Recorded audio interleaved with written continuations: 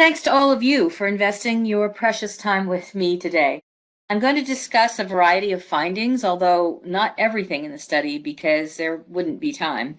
From our newest research, the State of the Project Management Office 2022. We'll talk a little about the history of how the PMO has changed over the past decades since we first researched the topic, and then I'll describe the study methodology briefly before we dive into what's new in this year's data.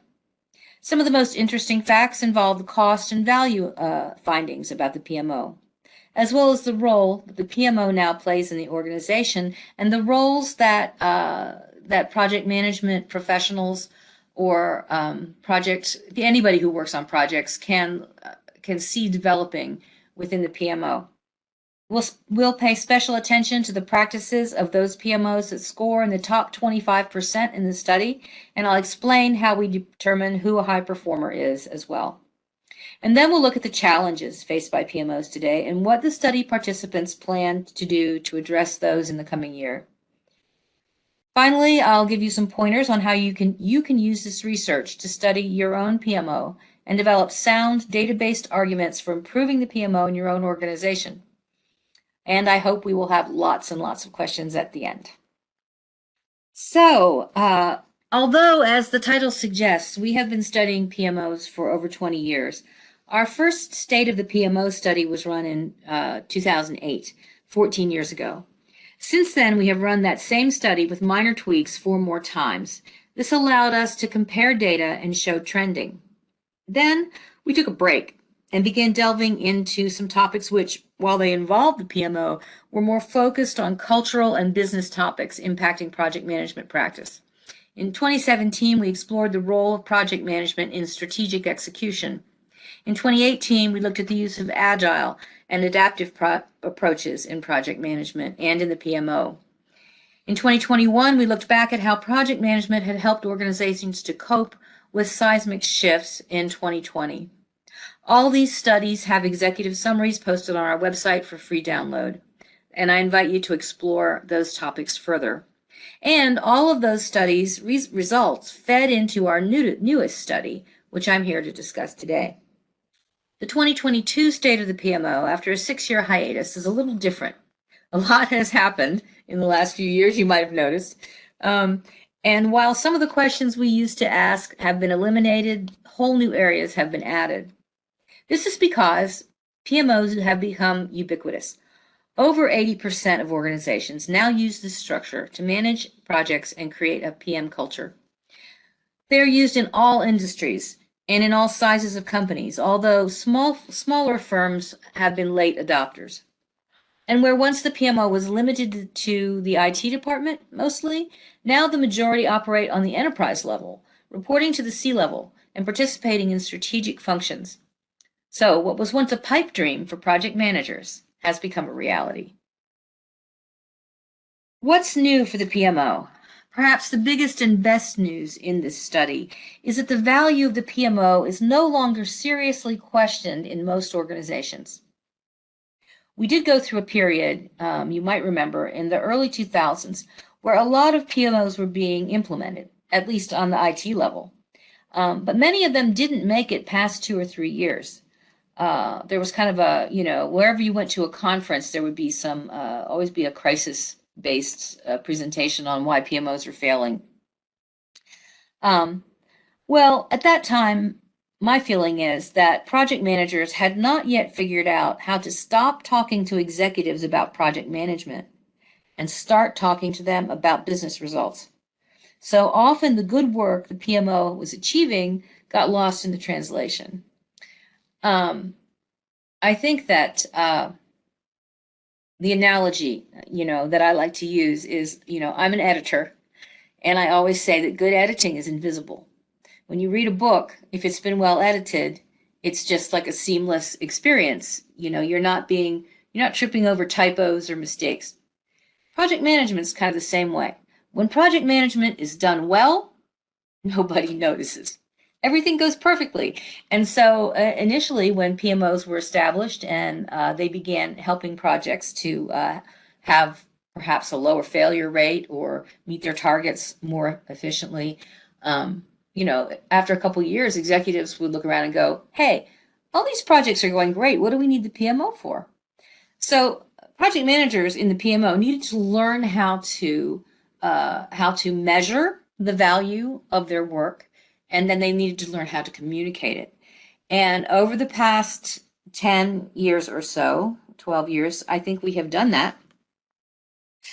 We've also found an expanded use in the PMO of virtual teams, virtual meetings, virtual training platforms, and even a virtual PMO, which is not surprising given that many organizations were forced to quickly develop these capabilities in 2020. The news is, though, that they have not abandoned these as the pandemic has cooled down. Companies that had to quickly pivot to virtual teaming or to virtual meetings or virtual training platforms, they haven't thrown out the baby with the bathwater. They've seen that these things can create engagement with their stakeholders and with their employees, and that they save travel costs, of course. And so I think we can look forward to the PMO continuing to provide many remote and virtual options, both for clients and employees. The majority of PMOs, not the majority of PMOs, but a plurality of PMOs reports the C-level these days. And so it's not surprising that they are involved in strategic planning and other strategy execution functions, including portfolio prioritizations. And on the people side, the hiring and management, the rewards, the training, all what we used to think of as HR functions that revolve around project managers and scrum masters. Now, in a majority of organizations, 54%, all those things happen within the PMO. So big changes, although some of them have been slow in coming and others happened more or less overnight. We've seen a lot of change in this organizational structure. Now, I always find it's helpful to begin any research presentation by explaining the methodology. I don't want you sitting there asking yourself, how does she know that the whole time I'm talking?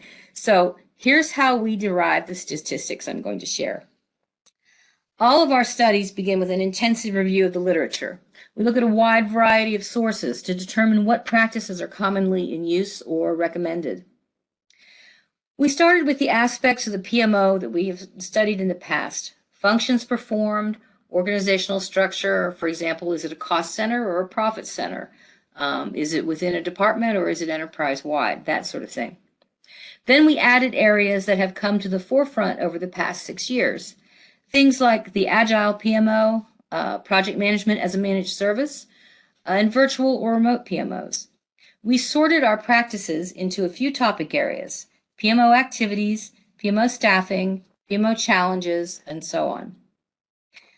For each of these topic areas, we proposed a set of practices, asking the study respondents to score themselves on each practice on a Likert scale from 1 to 5, with 5 being, yes, we use this practice to a great extent. At this point in the data collection, we know what practices are most and least used by our study group. But are they best practices? For that, we need to add another layer of inquiry. So to determine which practices are best, we have to know how they impact the organization as a whole. A separate section of our studies asks participants to rate their organization, not the PMO or their program or department, but the organization as a whole. They rate their organization on a set of 10 performance measures. When they add these scores up and divide by 10, each respondent has a score for organizational performance. We did this for the State of the PMO study, but we also zeroed in more precisely on the performance of the PMO itself. That's what the 8 measures you see on this slide are meant to gauge. And as I read out each of these measures, and if you jot down a rating from 1 to 5, again, with 5 being yes, this happens to a great extent, and then add up your scores and divide by 8, you will get a PMO performance score for your own PMO. So Has your PMO improved the organization's project management capability? Does your PMO satisfy stakeholders? Does your PMO provide stakeholders accurate insights into project or portfolio performance, threats, and opportunities? Does your PMO contribute to strategic work efforts of the organization? Does your PMO focus on right-sizing processes and governance? Does your PMO ensure that projects and portfolios are aligned to the organization's strategy? Does your PMO enable a culture of change? And finally, does your PMO develop and nurture talent and capabilities in those people that work within the PMO or that the PMO comes in contact throughout the organization? So once you have a score for PMO performance, we can sort those scores as shown here. Those who score in the top 25% in the study, we term high performers. And we compare the practices that they use against the median scores as well as against the low performers in the bottom 25. This is what tells us what best practices are. They are the practices most in use by high performers. So just to summarize the methodology, companies in the study score themselves on a wide variety of practices, plus they score their organizational performance and PMO performance. We then cross-tabulate the performance scores with the scores on the practices. This tells us which practices are most in use by high-performing organizations, and it also tells us what low performers might be doing wrong. Now, how can that be useful? I have an example I'd like to share about that, and that is that some years ago we did a study on portfolio management practices.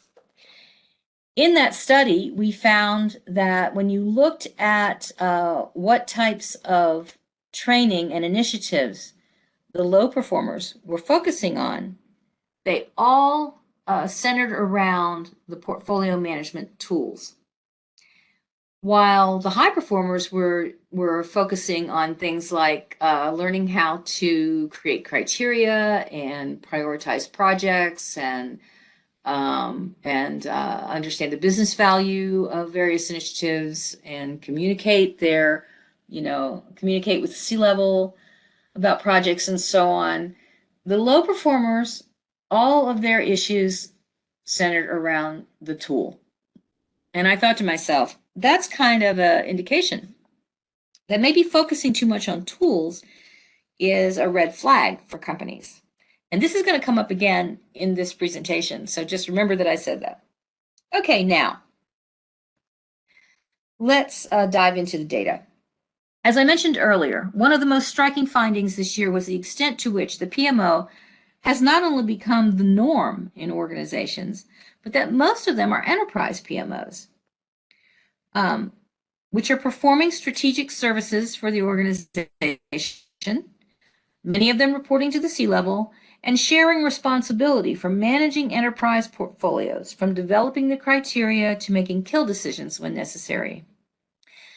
Of course, this heightened profile for the PMO, this heightened visibility within the organization, means that if they are not providing value, they are readily visible in the crosshairs.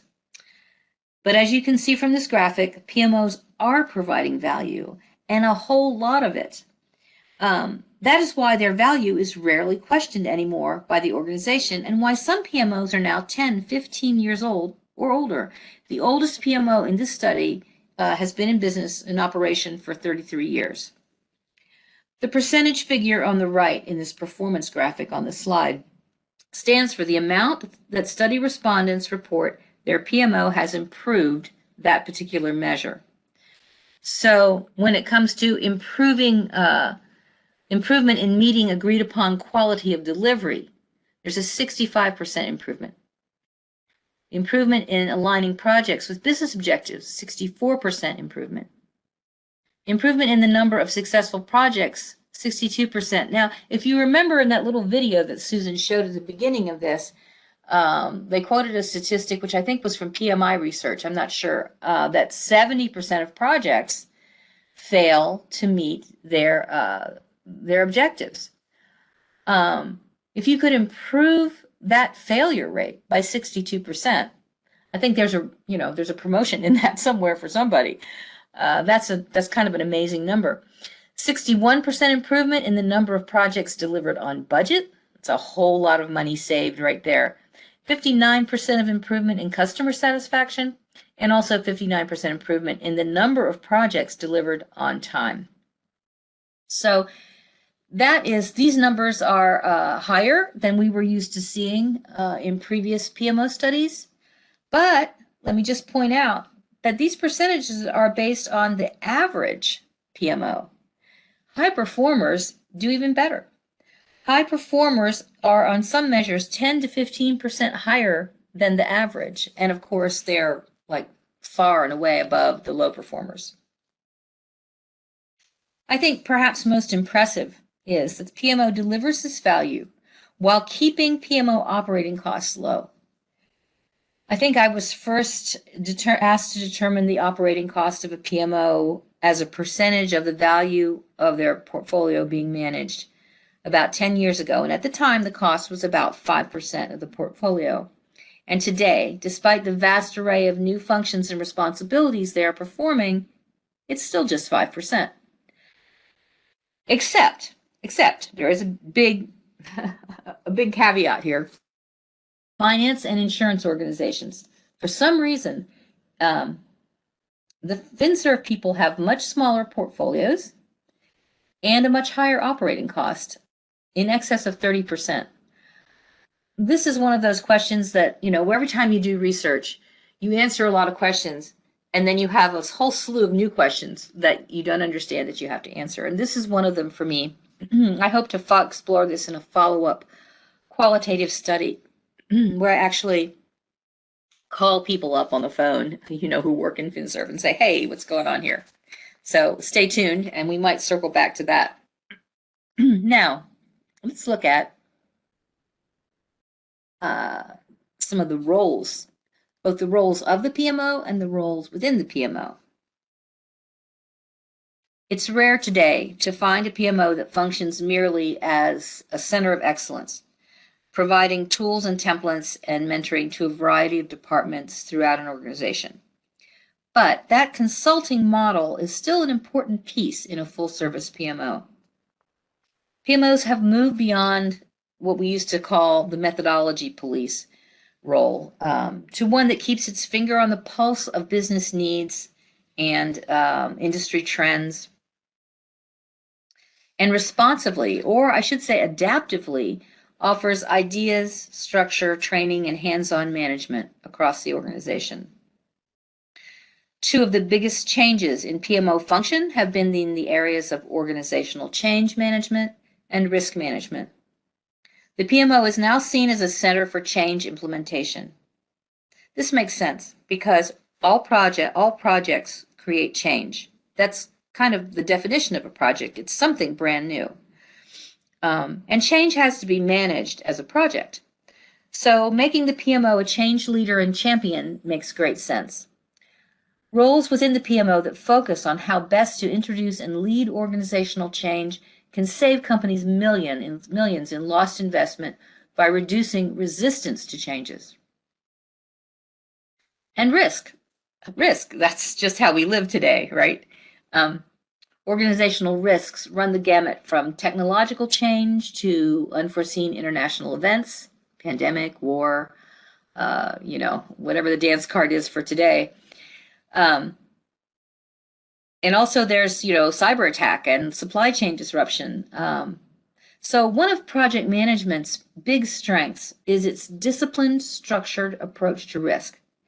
Organizations have realized this, and they look to apply it beyond projects to programs, portfolios, and the enterprise. This is one way that the PMO proves its value.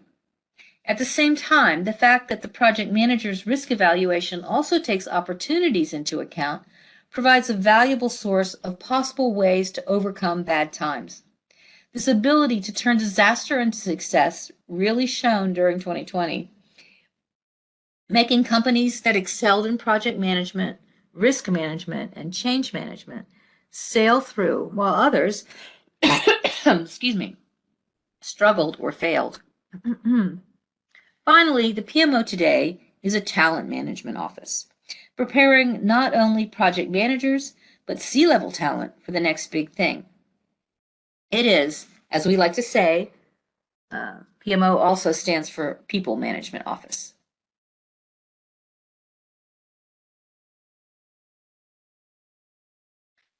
So at one time, it was exceedingly rare for PMOs to actually manage project managers. The more usual pattern was for a center of excellence to provide information about how to manage projects to project managers who reported to other functional managers around the enterprise. But maybe a decade ago, this began to shift. I think it became obvious to executives that having project management experts manage the managers who actually manage the projects, that removed a lot of crosstalk and misunderstanding, which caused projects to be late, over budget, or miss quality targets. So today, the majority of PMOs manage projects. They're not just providing templates to some other department that's managing the projects. They are actually hands-on managing the projects, and they are hiring, training, rewarding, developing, and managing the project managers who do that work. Or for more agile organizations, the Scrum Masters.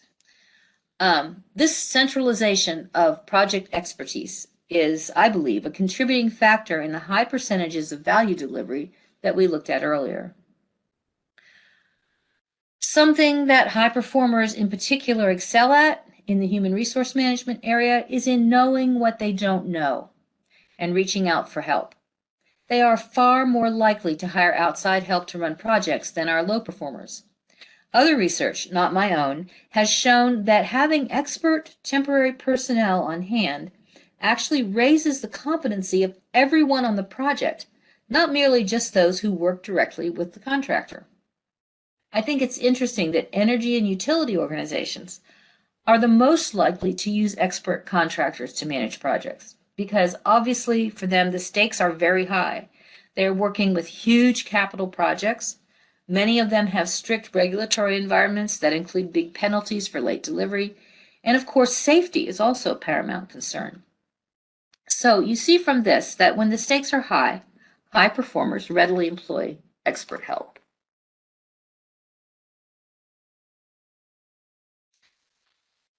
Continuing on the people management office, let's look at training. One of the main ways that PMOs change organizational culture to a more project-centric and adaptive model is through training. And over the years, and we've been doing research studies for over 20 years now, over the years, in study after study, we've always found that high-performing organizations provide more training on more topics and on more advanced topics than the average. And this is true in the state of the PMO this year. You see here that 97% of high performers offer training, and this is in contrast to only 77% of low performers. Thinking back to my comments about what low performers do wrong, take a look at the type of training that is last in this list. The topics that the majority of high performers offer tell the tale. First, learn your project management basics. Then, learn how to lead. This is great advice for individuals as well as for PMOs. After that, as you can see here, about half of organizations offer advanced skill development, business alignment training, and agile courses. The percentage offering agile has leapt up by about 20 percentage points, by the way, in just the last 5 years or so. Again, if an organization is looking to boost their performance, I think the lesson we have learned over the course of 20 years of research studies is that training is the biggest differentiator. So train, train, train. And if your organization isn't offering or reimbursing for training, go it alone. Because in my experience, and I hate to say that my experience at this point is long, nothing you learn is ever wasted. So to begin summing up, here are the best practices of high-performing PMOs. The top 9. Now, think about how many of these your PMO is engaging in. To create a roadmap to higher performance, consider how you could begin implementing these practices if you don't currently perform them. And that could be just by changing the way you work yourself, or it could be by advocating for new processes generally with your managers. Notice how many of these, as I'm going to go through them, but notice how many of these correlate with the soft skills areas, like communication. The best PMOs communicate freely up and down the organization. For individuals looking to advance their careers in the PMO, communication skills, therefore, are paramount. So this is what PMOs do, the high performers do the most. They facilitate the sharing of resources, tools, methodologies, and techniques. I think there used to be in organizations kind of a hoarding, right? A hoarding ethic. I know something, and knowing this gives me some clout or some power, and I'm not going to share it. But in the high-performing organization, in the high-performing PMO, facilitating sharing of everything that you know and everything that you have that will make other people's work go more seamlessly, this is the number one best practice. If you think about how things are set up in your own organization, you look at how freely resources and tools are shared between individuals and between departments. This should green light for you that this is an area that where big change is possible. I'm a big proponent of a problem-solving method called appreciative inquiry. And in appreciative inquiry, one of the things that you look at, instead of focusing on problems and trying to figure out a fix or how to solve them, you look at what's going well to see if you can, identify who's working well and who they're working with, and try to figure out a way to do more of that. So, look around your organization, see who's good at sharing, who is, what departments or what individuals are making things freely accessible, either, in person or online, and try to follow their lead. Put more people in touch with the best communicators. That's one way to start facilitating this sharing. Secondly, the high-performing PMOs enable the consistent use of policies, procedures, and templates. Well, that goes along with sharing resources and tools, right? You can't enable consistent use unless everybody is reading from the same page.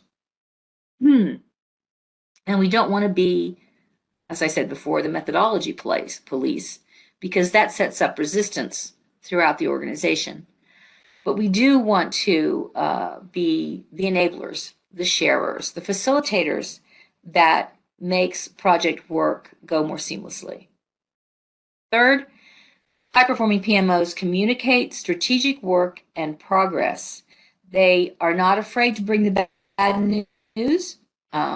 If there are risks, if there are what my colleague Debbie Crawford calls disbenefits, and if there are issues that need to be escalated to the C-level, for example, they are not afraid to, like I say, bring it, because we know that you cannot, the more quickly you address a problem, the cheaper it is to address it.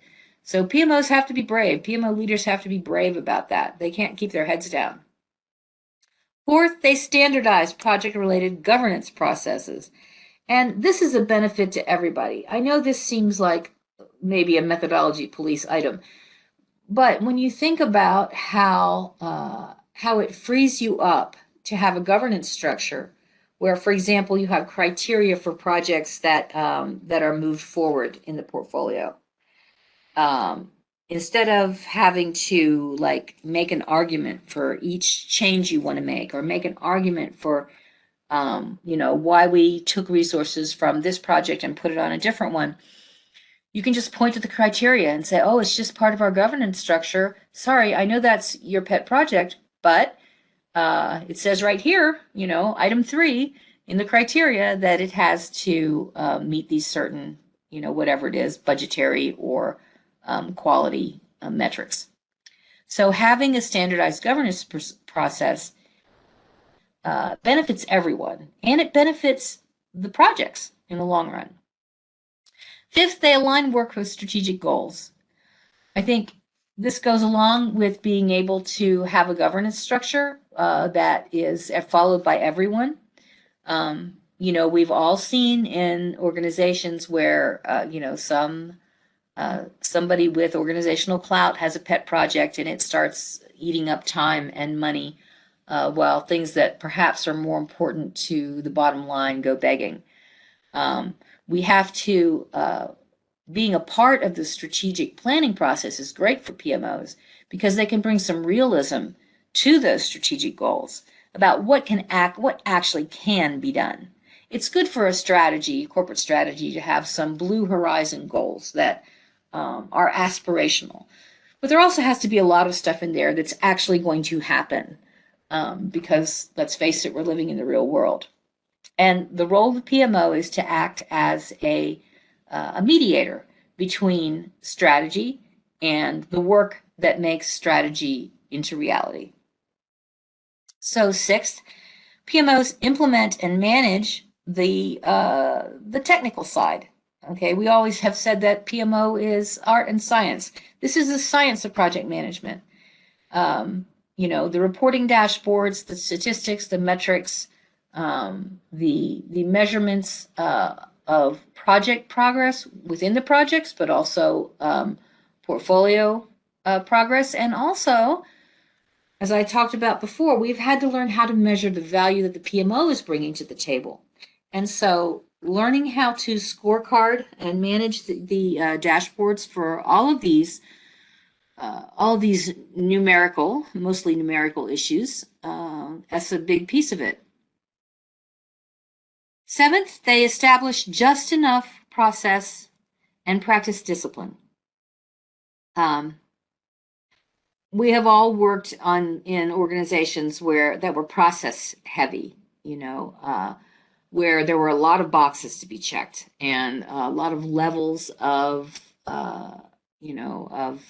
authority to try to get through. The PMO should be all about value. It should be all about business outcomes. If you look at the latest version of the PMBOK, you'll see that it has gone from being, the ABC of the steps that you take in the processes to saying, okay, business outcomes. This is the prize. Keep your eye on the prize, because this is where we're heading. And if we can get there by skipping some steps without impacting, cost or quality, then that is a worthy goal. So we have to practice discipline, but at the same time, we have to realize that sometimes there are steps in our processes that were put there initially to help people understand the process. After a while, when you get really good at doing something, you can start skipping steps. So number 8, interfacing with the functional units. Once again, communication. The PMO, especially PMO leaders, have to be able to talk to executives. They have to be able to talk to their peers in other departments. They have to be able to communicate with all stakeholders, and communicate in ways that are facilitative, not bossy, not overly technical, but to make themselves understood. Because a lot of people forget that communication, it has to be two-way, or it's not communication. You can say something, but if I don't understand what you're saying, you haven't communicated it. So number 9, they advise and support senior management. Once again, here's the communication piece.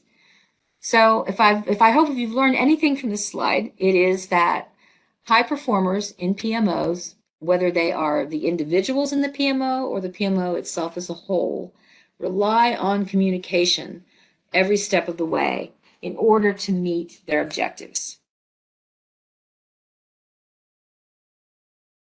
So next, we're going to look at the problems, the challenges that people in this study reported that they face.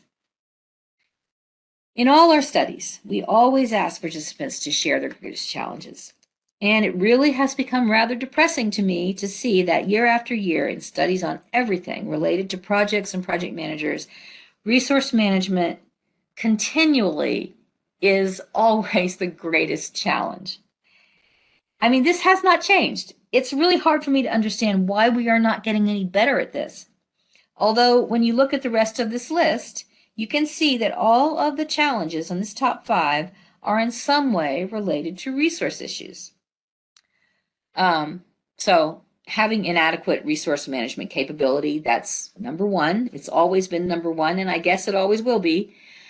2 is having enough time and resources to devote to strategic activities. That's another way of saying that we have not managed our resources appropriately because we don't have the time and people to devote to what's most important. Thirdly, organizational resistance to change. Well, if you had been appropriately managing your change management resources, maybe they would be out there implementing programs that reduce resistance. Fourthly, the prioritization of projects. Why are we prioritizing projects that we don't have the resources to actually achieve? Fifth, not enough project managers. I rest my case. You can see all this is about resource management. I think, again, that one issue for resource management is an over-reliance on tools and a lack of sensitivity to the fact that people do projects. Software doesn't do projects. It's the people who are inputting the data into the software who are doing the projects. A few years ago at a PMI conference, I attended a session on portfolio management by the brilliant project management leader, Peter Mello. He said that he often heard project managers say they like to skip pressing the resource leveling button in their software because it messed up their pretty schedules. And there was a lot of groaning and head shaking and, people putting their hands over their faces. I looked around and I thought, yeah, everybody is recognizing that. And I think that's kind of sums up the barriers that we face to improving resource management. If anybody in this crowd has a brilliant idea about how we can help project management generally as a discipline, as a field, to really improve resource management, I would love to hear it.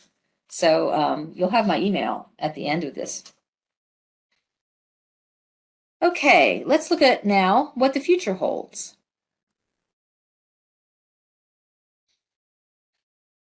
Well, so given that organizations struggle and have struggled for decades with resource management, what are they planning to do about it? If you guessed, improve those resource management processes, you would be wrong. Look at this. Number 1, a focus on reporting, analytics, and dashboard tools. It's so easy whenever you have intractable problems that involve people to turn to your tools, and this is what we do. This is what we continue doing. We've done it year after year and study after study. I do not know what the answer to this is. So I'm just putting in a big sigh here and saying that there in a nutshell is the problem. The third item on here, improving portfolio management processes. I fear what people mean by this when they answer the question is that they want to improve their portfolio management tools.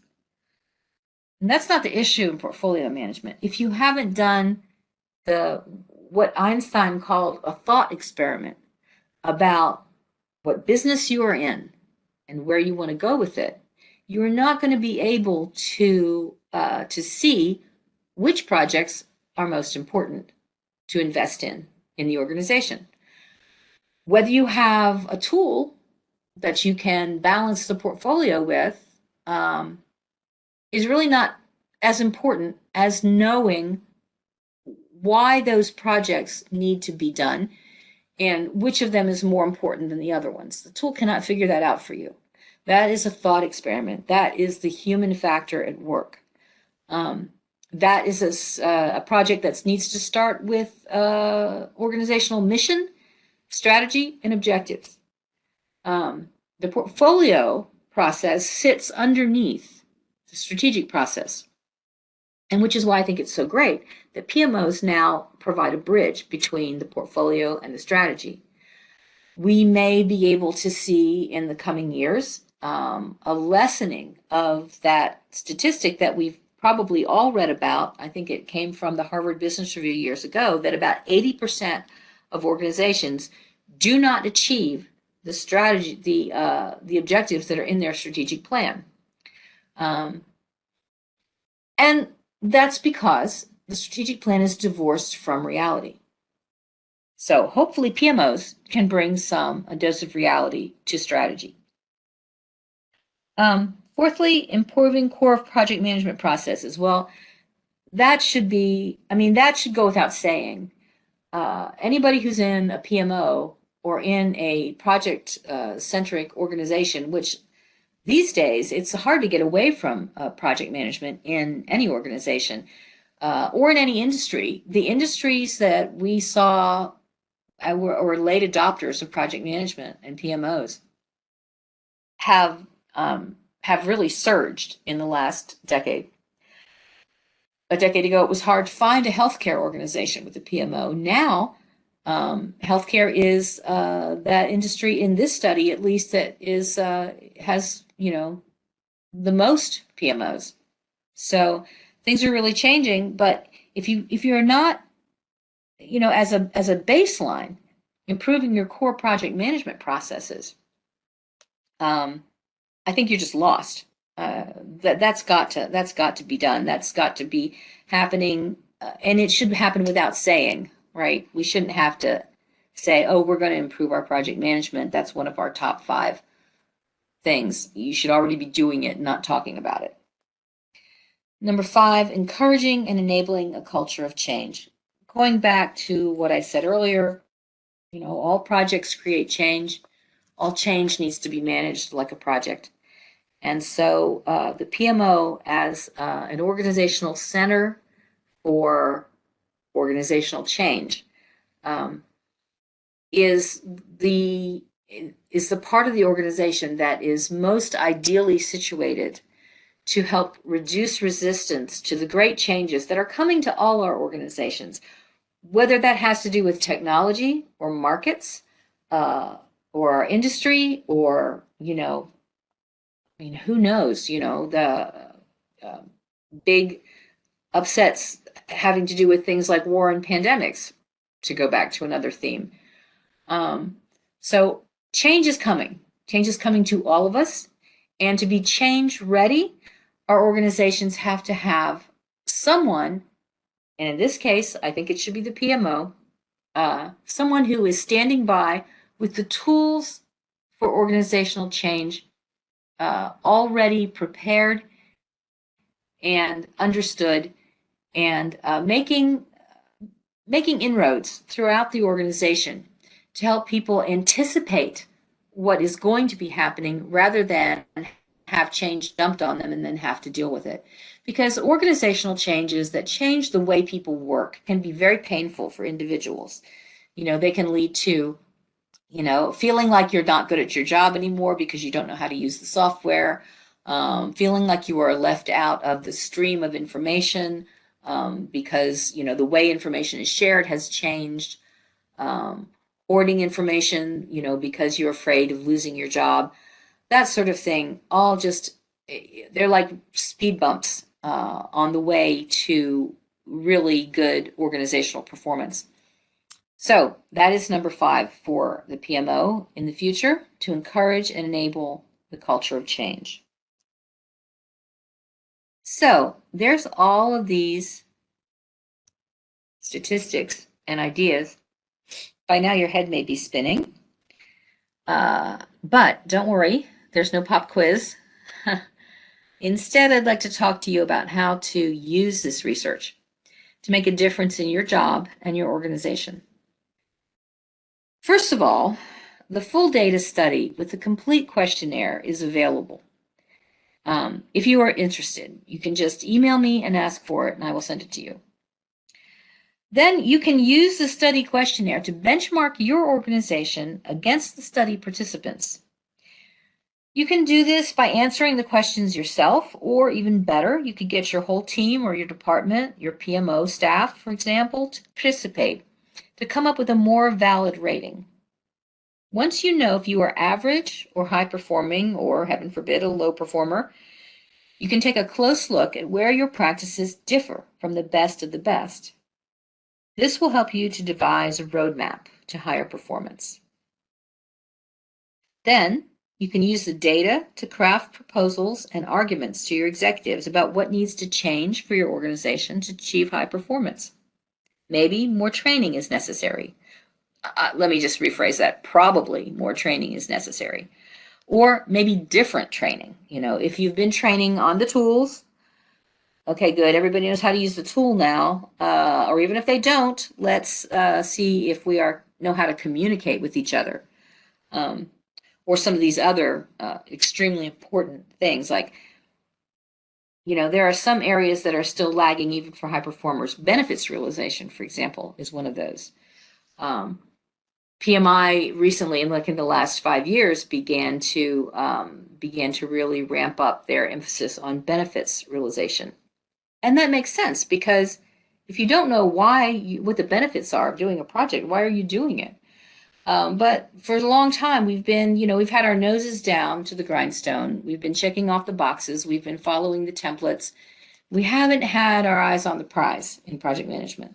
Now's the time. This is what the new PMBOK is saying. Keep your eye on the business outcomes. Keep your eye on the benefits realization. But even high performers are not that great at it. It's one of the functions of the PMO that is less performed than some others. So if you know that, if you look at your results, and then you look at the research and you see, oh, my company is doing benefits realization, but some of these high performers are not. So we have an edge there. How can we maximize that? Going back to my appreciative inquiry thing, how can we do more of what is working well for us? So even as an individual, well, maybe you don't have a lot of clout, maybe you're a project administrator, maybe you're just a schedule. Even if you don't have a lot of clout, you can have an influence on the focus in your organization on what's important. And that's just even by asking smart questions, right? Or making smart suggestions. Anytime you have exterior research-based data that you can make an argument with, you are going to have a stronger position to create change. So if you can address your organization's key business needs by proposing changes in project management practices, it's more likely than ever that you can get the attention of decision makers, because we have eroded some of the layers between project personnel and the C-level in many companies, not in all companies, obviously.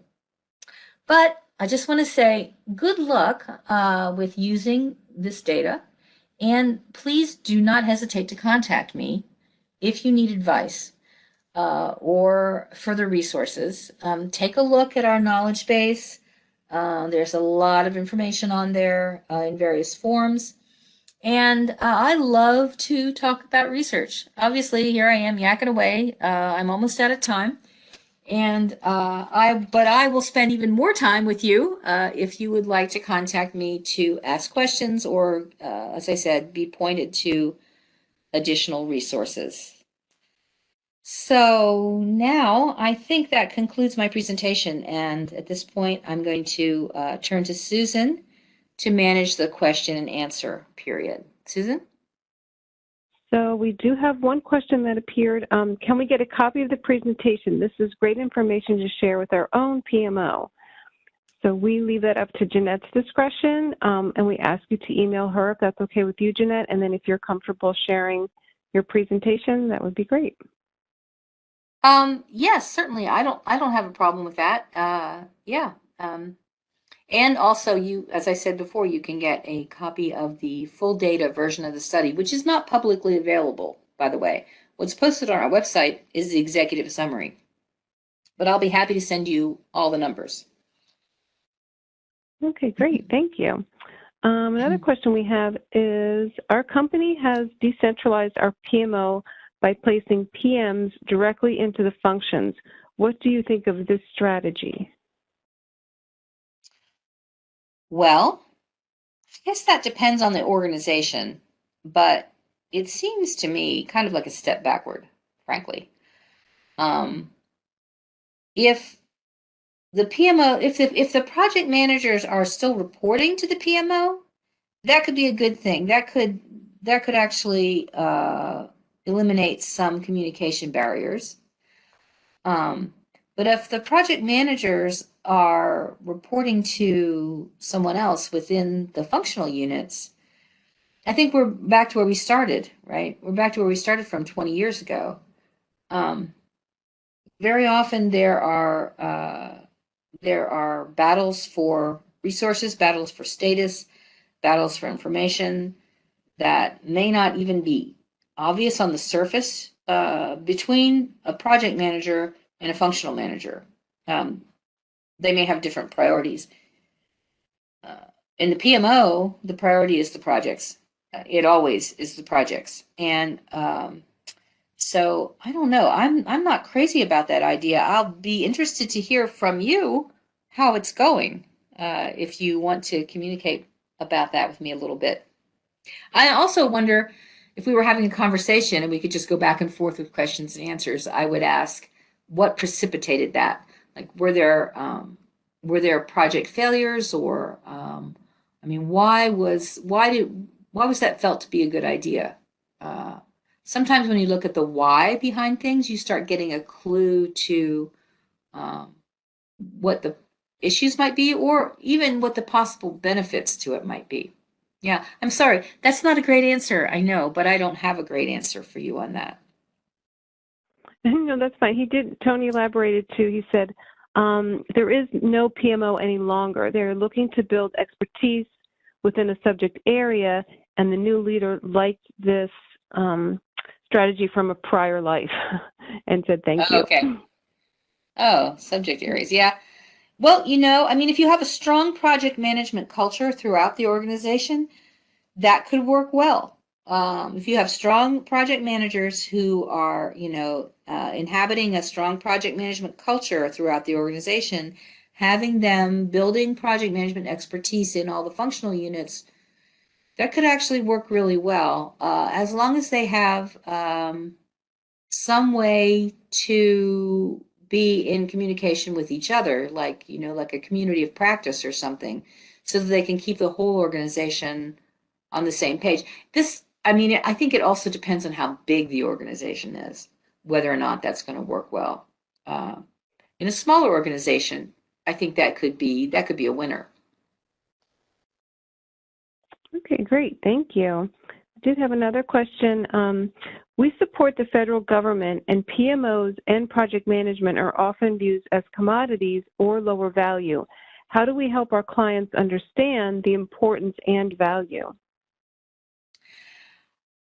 Well, I mean, I think this is a place where you can start by sharing research data, right? Just saying, my work has value is one thing, but taking a sheaf of figures to someone and saying, look, people who have PMOs who do the following things, XYZ, are bringing, whatever it is, 62% more projects in on time.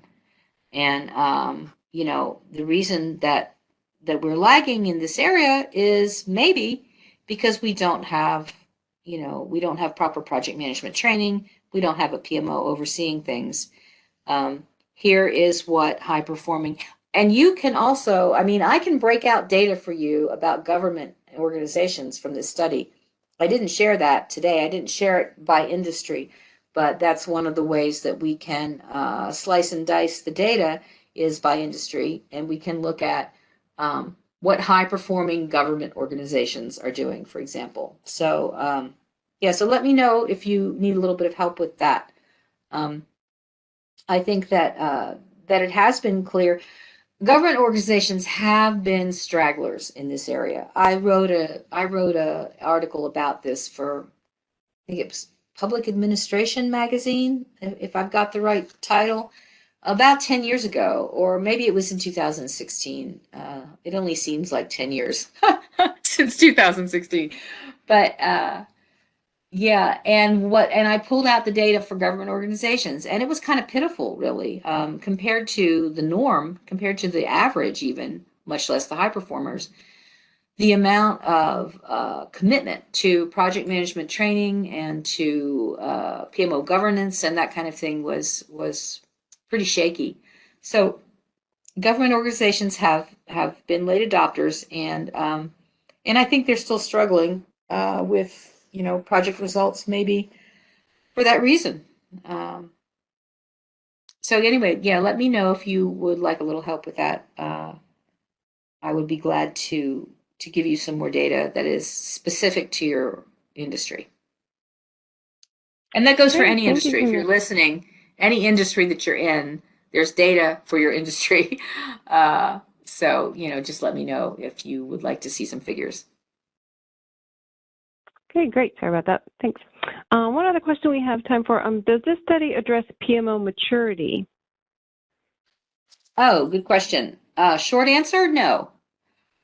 But let me tell you a little more about why that's the case. There are a number of PMO maturity models out there. And back in 2012, we looked at developing one ourselves. In fact, if you're a PMI member, you can look back at the 2012 PMI Congress. There's a paper in there about that I co-authored with Kent Crawford, my CEO. We started by conducting a number of focus groups with PMO leaders. And although we were all excited at the time about the prospect of creating a maturity model for PMOs, in the end, we decided it didn't make any sense. And the reason for that is, if you think about the way PMOs come into being and morph within organizations, it's rare that a PMO is started and it matures in a step-by-step way, coming to govern a wider variety of projects in a bigger segment of the organization and have higher level roles, like stair steps.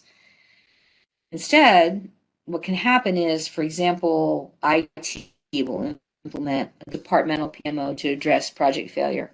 And later, a year, maybe 2 years later, somebody in R&D recognizes that IT has been having better success. And so they say, hey, show us how to do what you're doing. So now there's two PMOs in the organization, but they're quite different from each other due to the types of projects that they manage, and they are different ages as well. And then another year passes, and then the IT guy gets promoted to CIO.